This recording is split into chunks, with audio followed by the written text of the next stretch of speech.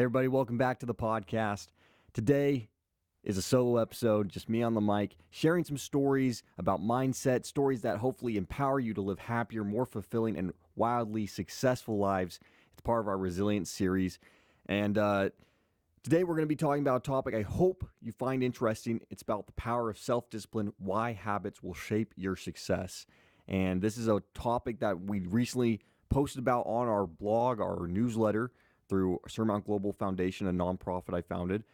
And we're all about We're all about resiliency and finding the principles that are going to make you successful in your life. And so this topic hopefully hits a lot of you guys, and I hope it's meaningful and uplifting and helps you feel like you can find guidance in your life. So let's jump right into it. We're talking habits of success. You don't need to be a superhuman to create extraordinary results. You just need the right habits. The small, intentional actions that compound over time to transform your life. And those are what's really going to make the big difference. A brilliant author named James Clear once said, "You do not rise to the level of your goals, you fall to the level of your systems." And that's going to play a huge role in our conversation today. Today, we're going to unpack why self-discipline isn't about willpower, but about building systems that make success inevitable. We all want to reach it. We all want to find that personal success. And today we're going to find that secret, or at least try to find that secret. We're going to share inspiring stories, historical examples, and at the end, I want to share some practical steps you can apply into your daily life so you feel like you walked away with something beyond just some good, heartfelt inspiration and good feely stories. So let's get right into it.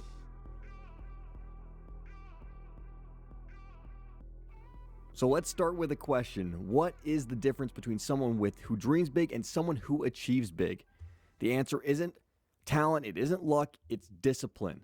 Self-discipline is that bridge between where you are and where you want to be.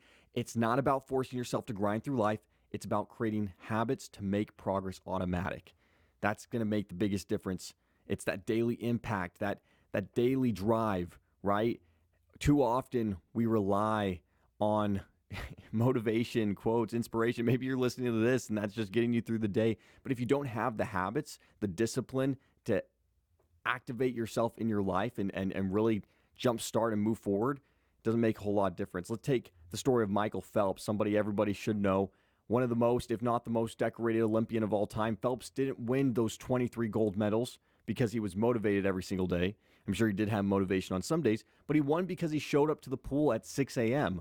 day after day after day for years, following the same routines. And his coach, Bob Bowman, designed a system of habits with specific warm-ups, diet plans, recovery routines, all the things he would need to be a successful swimmer. And it obviously made the difference.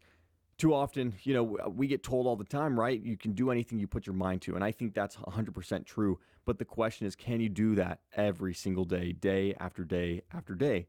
And too often the answer to that is no.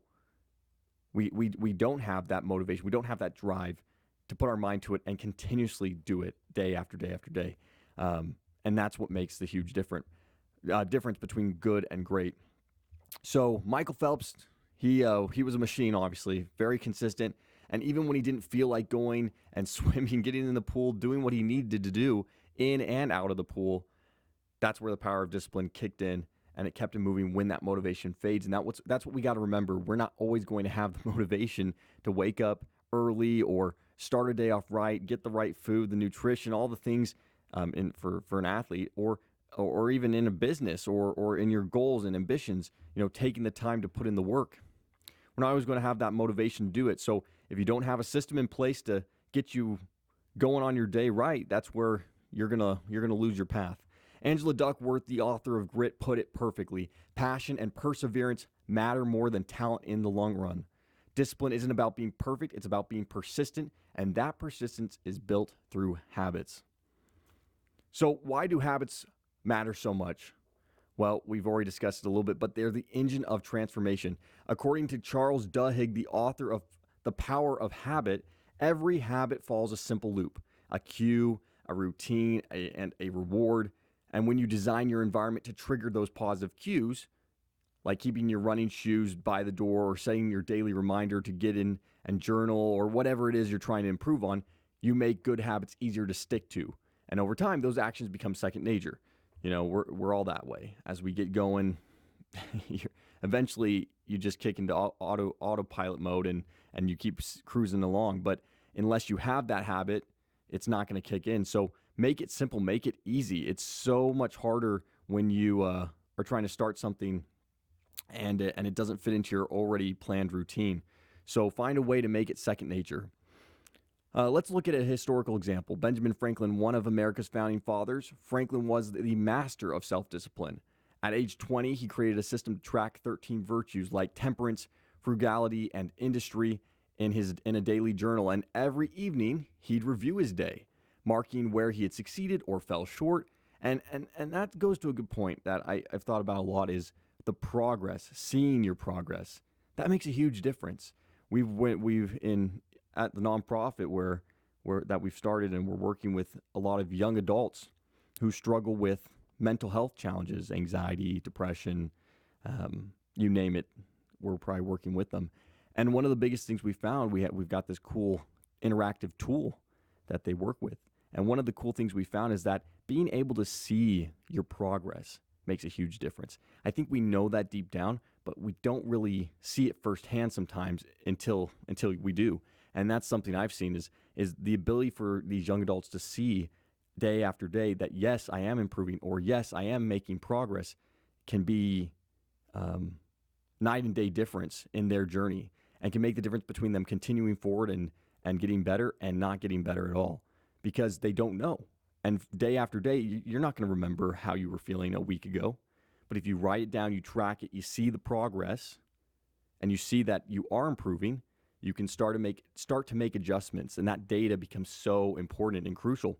So Benjamin Franklin had it right. Tracking in a daily journal, going back and reviewing, then you can make adjustments, you can make corrections, you can see what really does work and what doesn't work for you. It's not going to be the same for everybody. But Benjamin Franklin, he had those 13 virtues. He'd review it every day in his journal. He'd see where he would fall short. And then those habits of self-reflection helped him become a prolific inventor, writer, and statesman. And hopefully you've heard the stories of Benjamin Franklin. I'd definitely recommend going and reading a little bit more about his life. Amazing individual. There's a lot of great founders that we could look back on, but he's a great example of that. But he didn't rely on those fleeting bursts of inspiration. I think he had it well figured out. He built a system of habits that shaped his character, and as he famously said, well done is better than well said. So he got after it. Now, let's talk about an example of someone like you and me, someone who might not be chasing the Olympic gold medal or founding a nation like Benjamin Franklin, but someone who still wants to live a life of purpose and impact. Sarah, that's the name I'm going to use because I don't want to use her actual name, but Sarah, a single mom who I was working with and a small business owner, she used to feel overwhelmed, juggling work, parenting, her own dreams and ambitions. And before I started working with her, she'd set huge goals, big goals, like growing her business and running a half marathon, but she'd lose steam after a few weeks. It was just too much for her to mentally manage. Then Sarah discovered the power of these small habits. She started with one, waking up 30 minutes earlier to plan her day. She'd write down 3 priorities and visualize her success. And that tiny habit gave her clarity and reduced her stress throughout the day. So over time, she could add more things to her plate, right? She knew exactly what she was going to do in that day, and that took the burden off her shoulders. So then she started adding in a 10-minute walk after lunch, maybe a little run here and there, and then a weekly review of her business goals, seeing, okay, here's what I've done well, here's what I haven't done well, and improve upon that. And within a year, Sarah's business was thriving way better than it was before. She ran her first half marathon, and she felt more in control of her life than ever before.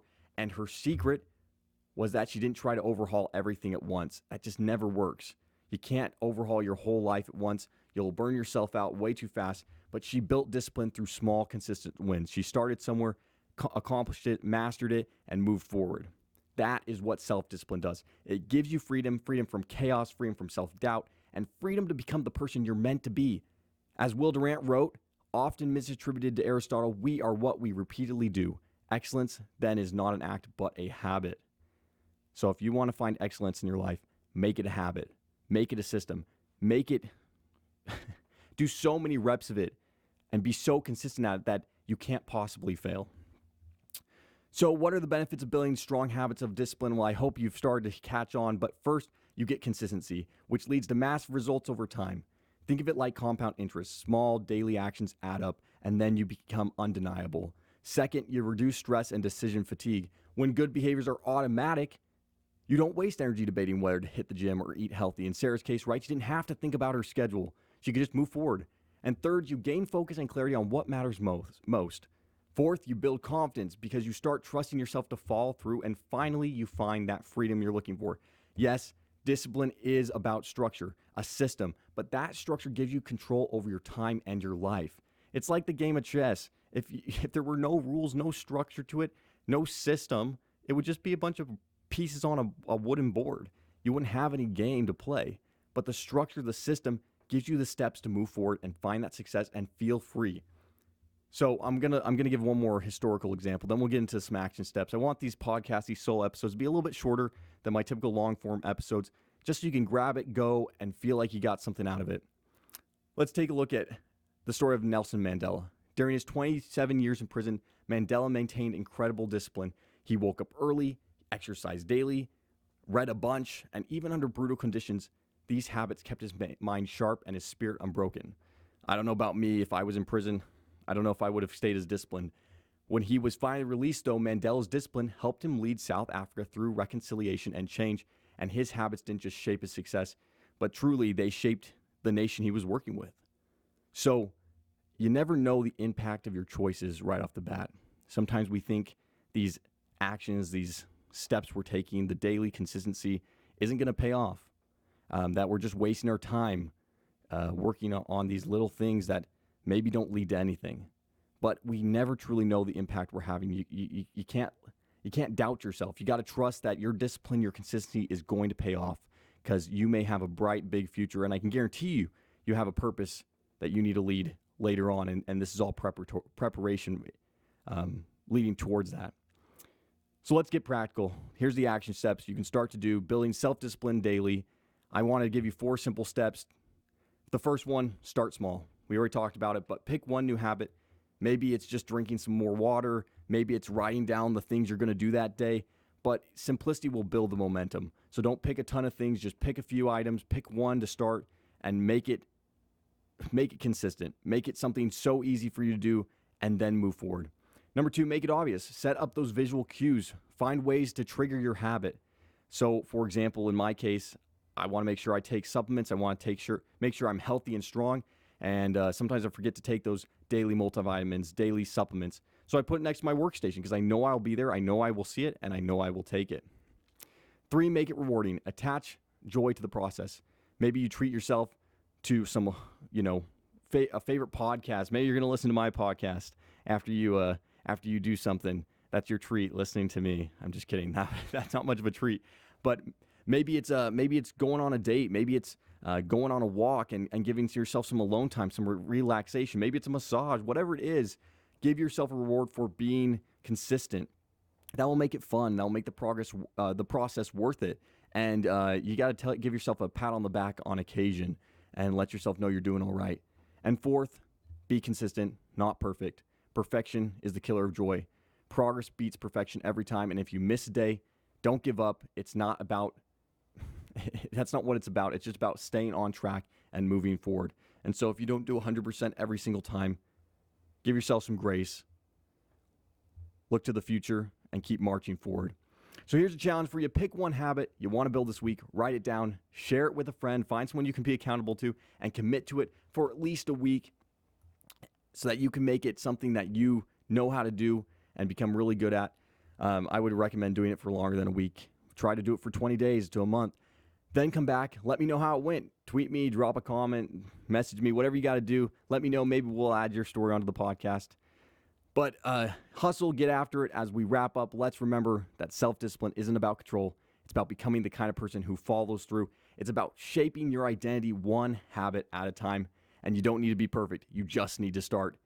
As the poet Rumi said, what you seek is seeking you. Your dreams are waiting for you to build the habits that will carry you to them. You got to be the person that attracts the right energy, the right dreams into your life, because you're not going to want, you don't want to be at the top of the hill and not be prepared for it. So Attract what you want into your life, seek it, and it will seek you. Thanks for joining me on the podcast. I hope this episode is inspiring. I hope to be able to do more of these, give you a little bit of light in your day. And subscribe if you want more. Go check out the blog, and we'll see you next time.